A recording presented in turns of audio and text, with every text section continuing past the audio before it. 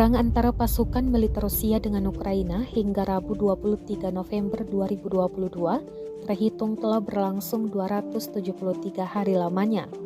Konflik yang terjadi di antara negara bertetangga tersebut hingga kini terus berlanjut dan belum tampak akan segera berakhir. Terbaru, pasukan Rusia dibantu militan Republik Rakyat Luhansk menghancurkan posisi pasukan Ukraina di Soledar.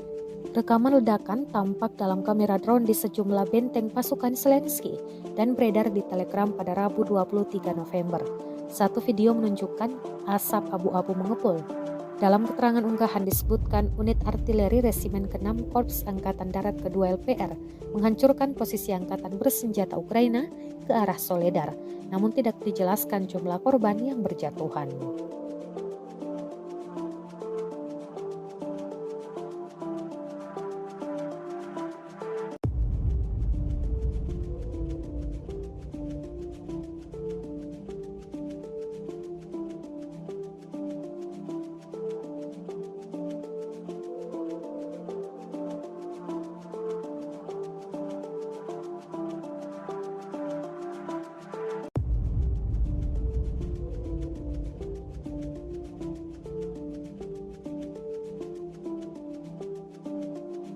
Terima kasih sudah nonton.